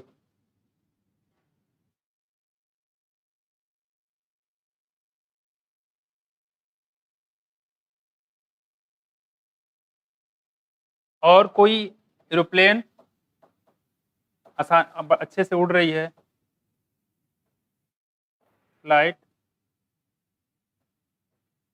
सेफली, इसका मतलब proper functioning of ecosystem, proper functioning of ecosystem. Flight safety मतलब एरोप्लेन अच्छे से उड़ रही है, इसका मतलब इकोसिस्टम बढ़िया सा काम कर रहा है, कोई डिस्टर्बेंस नहीं है, कोई डिस्टर्बेंस यहाँ पे नहीं है। ठीक है, किस चीज में होता है? कोई भी स्पीसीज जो बहुत उस इकोसिस्टम के लिए बहुत इंपॉर्टेंट रखता हो, ये कह सकते हो कि उस वहाँ का जो इकोसिस्टम ज्यादातर जो स्पीसीज उसी पर डिपेंड करते हो, दैट इज की स्टोन स्पीसीज, इंपॉर्टेंट है। बहुत सारी स्पीसीज हैं यहाँ पे। ठीक है, मतलब इंपॉर्टेंस है। जैसे मान लो इस इंडिया में मान लो बहुत से लोग ऐसे मर जाते हैं, रोज एक्सीडेंट होता है, लेकिन कल का न्यूज आया कि वो प्राइम मिनिस्टर नहीं रहे, राष्ट्रपति नहीं रहे। ये छोटी न्यूज है कि बड़ी न्यूज है? भले कोई काम न करते हो, लेकिन हमारे देश के क्या है? धरोहर है, धरोहर। क्या है? धरोहर, विरासत, ठीक, वेल्थ। वैसे यहाँ कहानी है कि खत्म हो रहा है, लेकिन कौन खत्म हो रहा है? रोज लोग मरते हैं लेकिन कोई उनका नामकरण नहीं है, रोज लोग जिंदा जलाए जाते हैं लेकिन कोई नामकरण नहीं होता है। और पेपर में आता है सबसे बैक साइड पे, सबसे नीचे कोने में लिखा रहता है एक आदमी को जिंदा जला दिया गया रोड पे, ऐसे आता है। लेकिन अगर कोई खास मंत्री हो या उस हिसाब से हो तो फ्रंट पे आता है हुआ, और एक पेज अलग से और लगा देते हैं। ठीक है, ऐसे। तो वही कहने मतलब है कोई इंपॉर्टेंस कंट्री का हो या इकोसिस्टम को, उसकी बात करें, दैट इज की स्टोन स्पीसीज। क्लियर है? बहुत डिटेल इसके बारे में दे दिया, सीपीएमटी पूछा था इसके बारे में, लेकिन आप में सब आएगा नहीं। फिर से देखो, एरोप्लेन को कंपेयर किया किससे? इकोसिस्टम से। किसने किया? पॉल एरियस ने। उन्होंने बताया कि जैसे एरोप्लेन में रिवेट लगे होते हैं, कील लगे होते हैं, इसका मतलब है कील, टेयर जो होती है उसमें कील लगे होते हैं, वैसे ही इकोसिस्टम में स्पीसीज रहते हैं। कील को, रिवेट को स्पीसीज से कंपेयर किया गया। ठीक, कह रहे पॉपिंग ए रिवेट, उस चेयर से एक कील निकालते हैं, मतलब एक स्पीसीज जो है वो एक्सटिंक्ट हो जाती है। आपने इकोसिस्टम से एक स्पीसीज को एक्सटेंड करा दिया। रिवेट इन विंग, कील आप निकाल रहे हो, लेकिन कहां से निकाल रहे हो ये इंपॉर्टेंट रखता है। मान लो जो पायलट है उसके चेयर से कील निकाल लो, ये तो बढ़िया, ये भी इंपॉर्टेंट होगा, है नहीं? वो खैर दिया नहीं, इसको ऐड कर देना चाहिए इसमें। जो पायलट जो ड्राइविंग कर रहा है, चला रहा है, उसी कील निकाल दो पीछे से, पिंच वो दो उसको, फिर क्या होगा देखो फिर, है ना? या उसके ऊपर कुछ डाल दो ऐसी, उसके ऊपर ऐसी दवा डाल दो खुजली होने लगे, क्या मजा आएगा? फिर चला पाएगा? वो नहीं चला पाएगा। दैट इज, देखो वो इंपॉर्टेंस जाएगा। कील निकाल लो, लेकिन कहां से निकाल लो ये इंपॉर्टेंट है। देखो, रिवेट इन विंग मतलब अगर आप पंखे से, जो हेलीकॉप्टर चल रहा है उसके पंखे से कील निकाल लो, फिर क्या हो जाएगा? फिर आदमी क्या पागल हो गया क्या, एक कील निकाल रहा ऊपर से, हम लोग कहाँ जाएंगे? इसका मतलब extension of A keystone species. Flying safety मतलब एरोप्लेन अच्छे से उड़ रहा है, इसका मतलब इकोसिस्टम प्रॉपर तरीके से काम कर रहा है। इतना ही काफ़ी है। कंपेयर कराएंगे, पूछ लेंगे किसका, आप इसको बताइए किससे कंपेयर किया गया। देखो कह रहे in airplane ecosystem all parts are joint together using a thousands of rivet. Thousands of rivet मतलब बहुत सारी कील से जो हमारा जहाज बनता है, ठीक है। इफ एवरी पैसेंजर जो इसमें ट्रेवल कर रहा है, कह रहा सारा पैसा मैं इसी से वसूलूंगा, इसकी कील निकालूंगा। देखो passenger travelling in a start popping a rivet, हर कोई एक की जो चढ़ता है एक कील निकाल लेता है, जो चढ़ता है एक कील निकाल लेता है। देखो popping a rivet to take home, जैसे वहां थूकदान बना होता है, कुछ लोग सोचते हैं अब आए तो पैसा वसूलेंगे, थूकेंगे उसमें जरूर, नहीं ऐसा होता है। किया कभी ऐसा नहीं किया, नहीं किया होगा। देखो कैसे, और एक सिगरेट चैम्बर भी बना होता है उसमें, ऐसे अलाउ तो होता नहीं वहां पे, ठीक है, क्योंकि अलार्म बजने लगती है तो इसमें जुर्माना भरना पड़ता है। कुछ लोग कहते हैं रजिस्टर टाइप जुर्माना भर देंगे, हमें पीने से मना मत करो, लोग कहते पीते हैं, ऐसा भी है।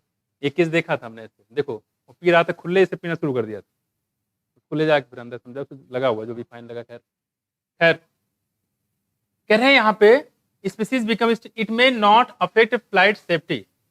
देखो इसका मतलब ये है कि अगर जो एक फ्लाइट है वो प्रॉपर तरीके से वो डिस्टर्बेंस हो गया है, नहीं है of the ecosystem initially, but as more and more rivet are removed.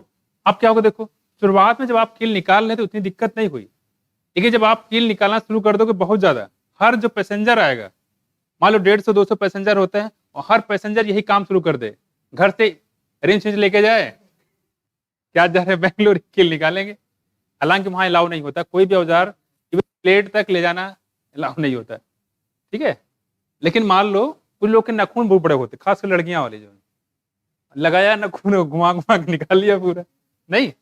तो अगर मान लो ऐसा हो, हालांकि ऐसा पॉसिबल है नहीं है, ठीक है, क्योंकि मुझे याद है मेरे पर्स में एक ब्लेड रखा हुआ था, ठीक है, ब्लेड ओमार सीट को इरेज करने के लिए, छोटी सी इतनी पतली रखी हुई थी, और मोड़ के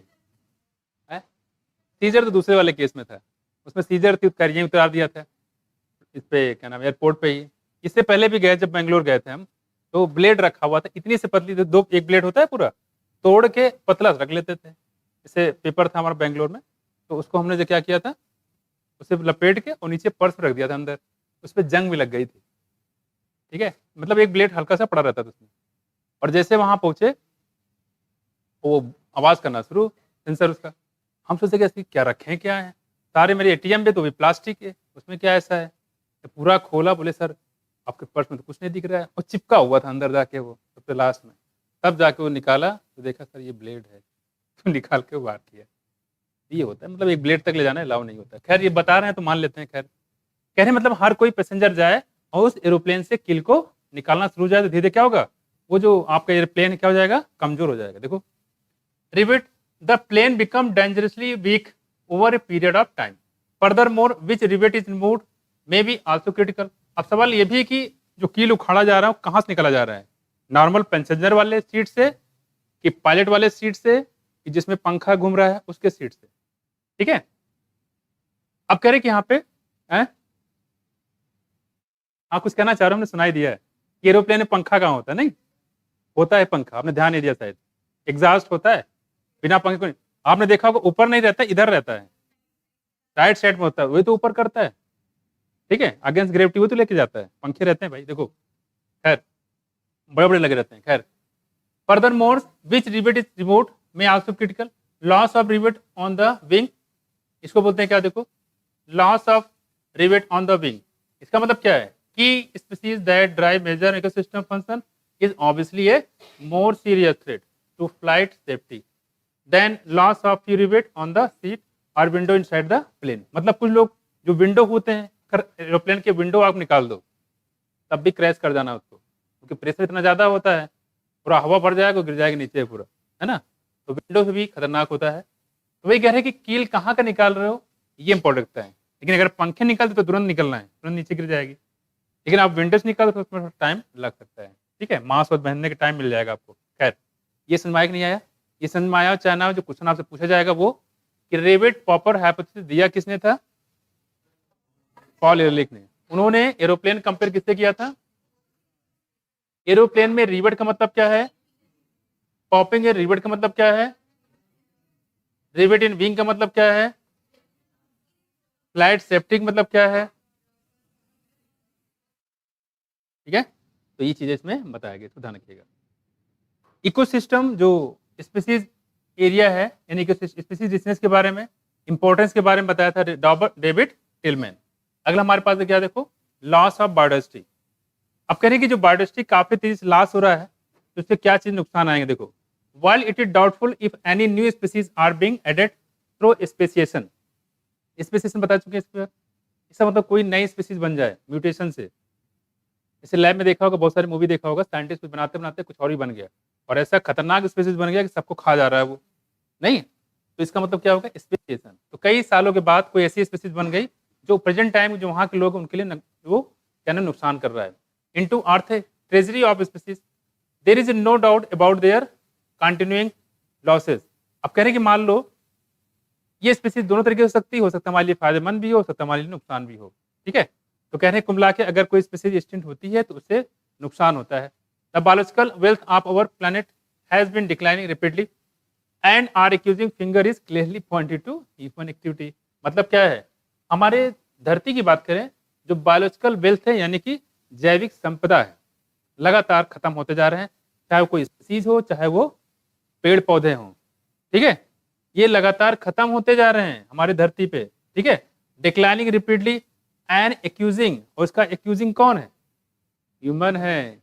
ये फिंगर तुम्हारी तरफ जा रहा है कि ये सारे जिम्मेदार किसने हैं, आप लोगों ने किया है। मैं finger is clearly point two human activities, सारे दोस्त कौन कर रहे हैं, आप लोग कर रहे हो, ठीक है। अब कह रहे हैं यहाँ पे, कह रहे हैं हम नहीं कर रहे हैं, अरे अरे अरे अरे हद हो गई मतलब। खैर, the colonization of tropical Pacific island, जैसे एग्जाम्पल बताया गया इसमें, जो आजकल प्रेजेंट टाइम में जैसे अमेरिका में क्या करते हैं लोग, नए नए जगह खोजते रहते हैं और वहां जगह देख के फटाफट क्या करते हैं, फ्लैट बनाना शुरू कर देते हैं। तो वहां लोग क्या करते हैं, जंगल में रहना ज्यादा पसंद करते हैं, तो जाकर उसको सेलिंग करना शुरू कर देंगे, वहाँ फ्लैट हो जाए, फिर गाड़ियाँ चलने लगेगी, तो उससे क्या होगा, वहाँ जो रहने वाले लोग हैं, जानवर, उनको दिक्कतें शुरू हो जाएगी। कह रहे ट्रॉपिकल पैसिफिक आइसलैंड पे उन्होंने कॉलोनी बनाना शुरू कर दिया है, उससे क्या हुआ देखो, ठीक है। जैसे आपने सुना है मंगल ग्रह पे कॉलोनी फ्लैट बन रहा है, नहीं सुना है, तो वहाँ कुछ लोग जाएंगे उधर, है कि नहीं, देखो। तो कह रहे हैं कि is said to have led to, वहां पे जो ट्रॉपिकल पैसिफिक आइसलैंड है, आइलैंड समझते हो क्या है, चारों तरफ से पानी है, बीच में टापू है, तो क्या नज़ारा होगा, है ना, पानी पानी चारों तरफ, और गलत है, जाएंगे कैसे, जहाज जाएंगे, एरोप्लेन से जाएंगे, और किसे जाओगे, ठीक है। देखो तैर के जाएंगे, देखो यहाँ पे कह रहे tropical Pacific island by human is said to have led to the, यहाँ देखो उससे क्या नुकसान हुआ, आदमी ने वहां जंगल को काट के अपने फ्लैट तो बना लिए, लेकिन नुकसान क्या हुआ देखो, कह रहे हैं extension of more than 2000 species of native bird. Native मतलब वहां की जो जाति, वहां जो रहने वाली चिड़िया थी, उनकी 2000 स्पीसीज खत्म हो गई। आदमी के द्वारा वहां कॉलोनी बनाने की वजह से 2000 स्पीसीज किसी खत्म हो गई, नेटिव बर्ड की, वहां जो रहने वाली निवासी बर्ड थी उनकी स्पीसीज खत्म हो गई। अब क्या करें देखो यहाँ पे, कह रहे हैं यहाँ पे आईसीएन के साथ बताया गया है, क्या फुल फॉर्म बताया था आईसीएन का, बोलो, नेचर एंड नेचुरल रिसोर्सेस। देखो ये हो गया आईसीएन। कह रहे हैं यहाँ पे लिस्ट 2004 के साथ बताया document the extension of 784 species, और आईसीएन 2004 के हिसाब से कह रहे हैं कि 784 स्पीसीज एक्सटेंट हो चुकी है, दो मिला दो 786, दो मिला दें कितना हो जाएगा 786, लेकिन है कितनी 784। तो आईसीएन ने बताया कि 784 स्पीसीज अब तक एक्सटिंक्ट हो चुकी है, कितना 784, ठीक है। और इसमें क्या क्या शामिल है जरा इसको भी देख लो आप, देखो इंक्लूडिंग 330 वर्टिब्रेट है। ये बताओ अमेजन रेन फॉरेस्ट में कितना था, पूरी स्पीसीज कितनी थी, 1,25,000। यहाँ देखो 359 इनवर्टिब्रेट, वर्टिब्रेट कितना है 338, इनवर्टिब्रेट कितना है 359, 338 359 और 87 क्या है प्लांट। तो 338 वर्टिब्रेट की, 359 इनवर्टिब्रेट की और 80 प्लांट की स्पीसीज पूरी गायब हो चुकी है। कितने हो गए पूरे, 3 3 6 हो गया पूरा, ठीक है। 784 में से बता रहे हैं। तो अगर इसमें देखो तो सबसे ज्यादा कौन एक्सटिंक्ट हुआ, इनवर्टिब्रेट, कौन इनवर्टिब्रेट, ठीक है। इन द लास्ट 500 ईयर, पिछले 500 सालों में 784 स्पीसीज एक्सटिंक्ट हो चुके हैं, जिनमें से 338 जो है किसकी है, वर्टिब्रेट की है, 359 किसकी है, इनवर्टिब्रेट की है, और प्लांट की कितनी है, 87। ठीक है कब, पिछले 500 सालों में ये एक्सटेंड हो चुके हैं। अब देखो कह रहे हैं, जैसे कुछ एग्जाम्पल बताया गया है, ये इंपॉर्टेंट है आपका, क्या देखो, जैसे कह रहे हैं कि some example of recent extension include, क्या क्या देखो, डोडो गायब हो गया, कहां से, मॉरिशस से। डोडो को लोगों ने मार मार के खा गए उसको, किसको, और इतना खा गए क्योंकि ह्यूमन कर सकता है, शेर चीते ऐसे नहीं करते हैं कि हिरन को मार मार देंगे खत्म कर देंगे। डोडो गायब हो गया कहां से, मॉरिशस से। क्वागा गायब हो गया कहां से, अफ्रीका से। थाइलसीन गायब हो गया कहां से, ऑस्ट्रेलिया से। स्टीला सिकाओ गायब हो गया कहां से, रसिया से। कहां से, रसिया से। और 3 सब स्पीसीज हैं, 3 सब स्पीसीज है, बाली, जवान और कैस्पियन। ये किसकी स्पीसीज है, टाइगर की हैं, ये भी गायब हो गए हैं। बाली, जवान, कैस्पियन, ये टाइगर की स्पीसीज, सब स्पीसीज है, ये भी गायब हो चुकी हैं प्रेजेंट टाइम में। कुछ समझ में आया, फिर से बता दो। आयुष्यन 2004 के हिसाब से प्रेजेंट टाइम पिछले 500 सालों में 784 स्पीसीज एक्सटिंक्ट हो चुके हैं, जिनमें से 338 स्पीसीज किसकी हैं, वर्टिब्रेट की, 359 किसकी है, इनवर्टिब्रेट की, प्लांट कितनी है, 87 है। ठीक है, इसके अलावा कुछ चीजें बताया गया, जिससे डोडो कहां से गायब हो गया, मॉरिशस से। स्टीला सिकाओ कहां से गायब हो गया, रसिया से। ठीक है, और क्वागा कहां से गायब हो गया, अफ्रीका से। बाली, जवान, कैस्पियन, टाइगर के 3 सब स्पीसीज है, ये गायब हो गया कहां से, नहीं दिया तो आप भी मत याद करो। ठीक है, ये गायब हो गया, इसको थोड़ा ध्यान रखिएगा। चलो,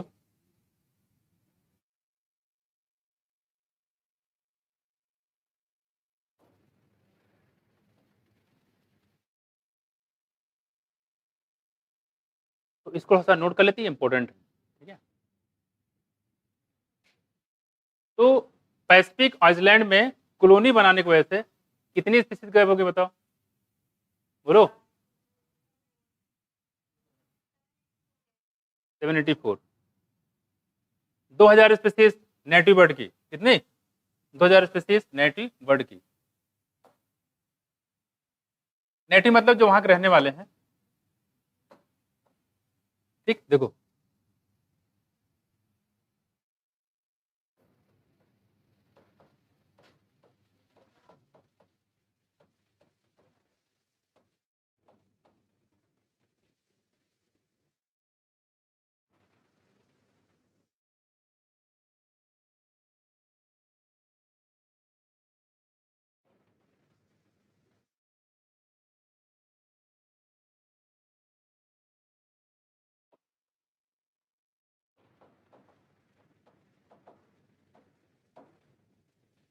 अब देखो यहाँ पे 784 स्पीसीज हैं, कितनी, 784 स्पीसीज हैं, जिनमें से 338 कितनी है बताओ, वर्टिब्रेट की है,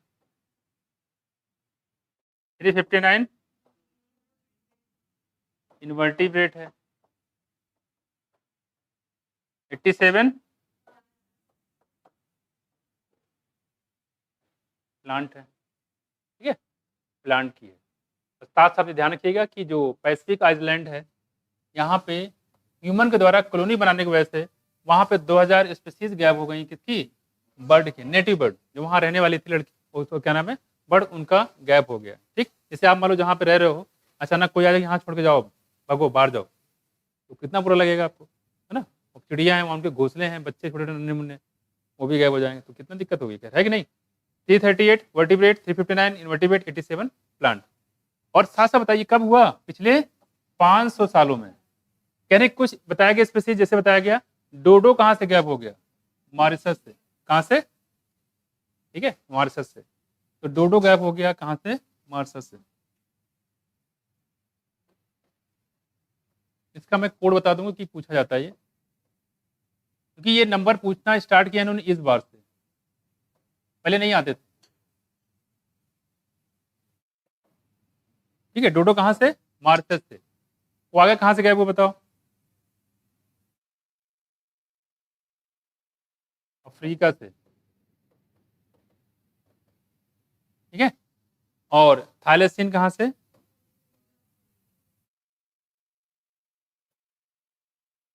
ऑस्ट्रेलिया, ठीक है। और क्या देखो, ऑस्ट्रेलिया से स्टीलर सिकागो कहाँ से बताओ, स्टीलर सिकागो है कहाँ से, रसिया से। और ये गैप ऐसे हुई हैं, इनको लगातार लोगों ने मारा है, इसलिए गैप ही होंगे पूरी स्पीसीज ही। और ये कोई जानवर नहीं कर सकता है, एक ही जानवर जो कर सकता है, कौन है? ह्यूमन कर सकता है। और 3 सब स्पीसीज है, बाली, जवान और कैस्पियन। जाहिर सी बात किसकी वैरायटी होंगी, टाइगर की भी गायब हो गई, नहीं सब ठाकुर खानदान लग रही है। जवान, कैस्पियन, कैप्टन, बाली, ये सब किसकी, टाइगर। आप इतना ध्यान रखिए कि टाइगर की ये सब स्पीसीज है, क्या है, स्पीसीज नहीं क्या, बाली, जवान और Caspian. Last 20 years alone have witnessed the disappearance of 27 species। कह रहे हैं कि मात्र ये 500 सालों की बात कर रहे हैं, लेकिन पिछले 20 साल की बात करें, लास्ट 20 years alone, सिर्फ 20 साल में 27 स्पीसीज गैप हो गई। पिछले 20 साल में 27 स्पीसीज गैप हो गई हैं। ये थोड़ा सा इंपॉर्टेंट, ठीक है। और इस बात के साक्ष्य भी हैं, पास में प्रमाण भी हैं, ठीक है। अब देखो यहाँ पे, इसको याद कैसे करोगे, याद हो गया, याद हो गया, गड़बड़ तो नहीं करोगे। इसको जो क्या वो बच्चे, याद हो जाएगा पक्का। छोड़ो फिर, हम मेहनत क्यों करें, हम मेहनत क्यों करें, याद हो गया तो अच्छी बात है, ठीक है। याद हो गया पक्का, कोई दिक्कत तो नहीं होगी इसमें।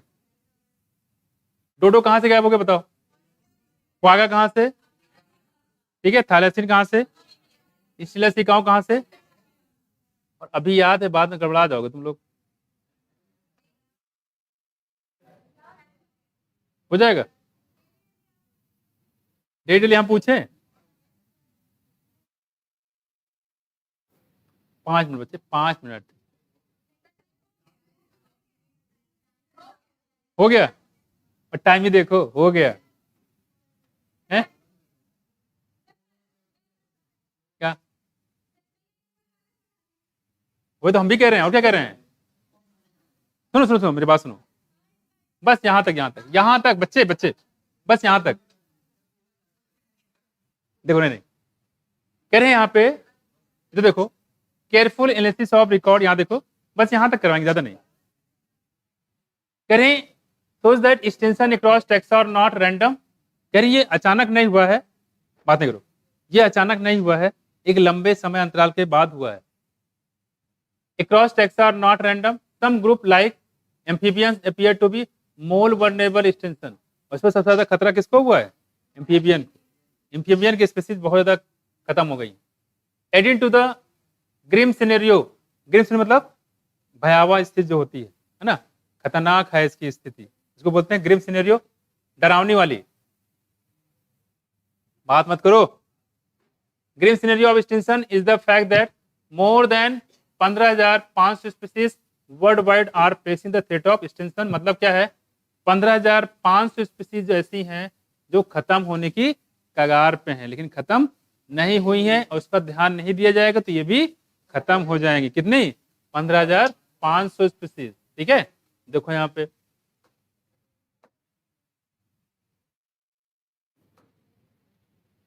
देखो कह रहे हैं कि देखो देखो, more than 15,500 species world wide are face to the state of extension. देखो यहाँ पे, फिर प्रेजेंटली 12% किसकी, बर्ड की, 12% किसकी है, बर्ड की, 23% किसकी बताओ, मैमल की, 32% किसकी बताओ, एम्फीबिया की, ठीक है, और 31% बताओ किसकी है। तो सबसे ज्यादा है किसकी, किसकी स्पीड सबसे ज्यादा एक्सटेंड हो रही है,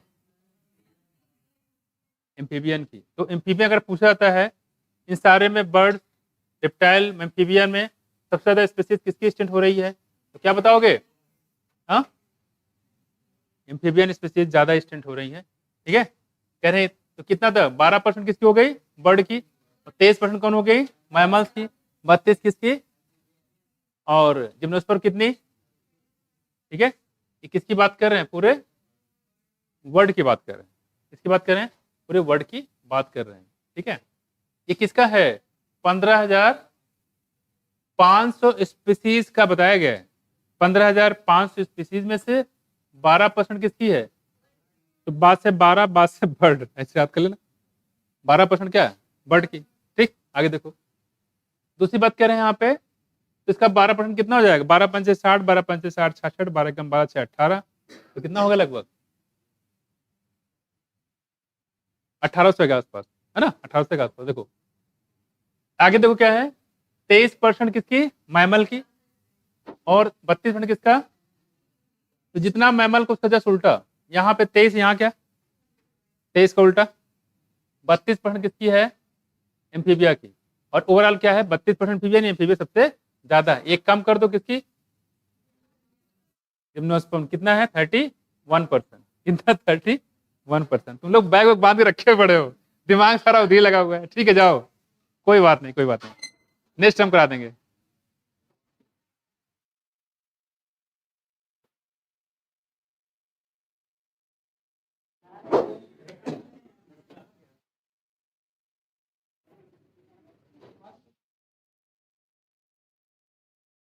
ठीक है सुनो, लिविंग वर्ड और बायोलॉजिकल क्लासिफिकेशन, तो ठीक है एक ही कर देते हैं, एक कर लो, अगले बार बढ़ा देंगे।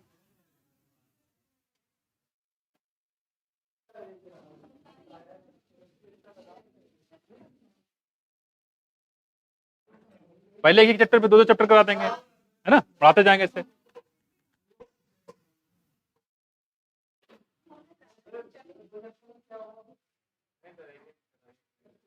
तो हमें सबको देखना है ना, पहले एक चैप्टर टेस्ट में, हाँ टेस्ट कर, और जो फिर बायोलॉजिकल क्लासिफिकेशन और प्लान कर देंगे। देखो अब ऐसे करना है कि अभी नीट में एग्जाम में टाइम नहीं मिलेगा पास में, तो साथ साथ तैयार करते जाओ पूरा। ठीक है, मतलब इसमें यह है कि कुछ चीज छोड़ो नहीं। अब पता है कहाँ का पेपर बना सकते हैं क्वेश्चन, तो चारों तरफ से दाएं बाएं सब देख लेना। ठीक है, अच्छे से तैयार करते जाओ, ताकि अब नीट में आपको रिवाइज करने का टाइम ना भी मिले तो आपका क्वेश्चन छूटना चाहिए। ऐसे करो, ठीक है? जहां जहां क्वेश्चन पाओ लिविंग वर्ड के कर डालो पूरा सब।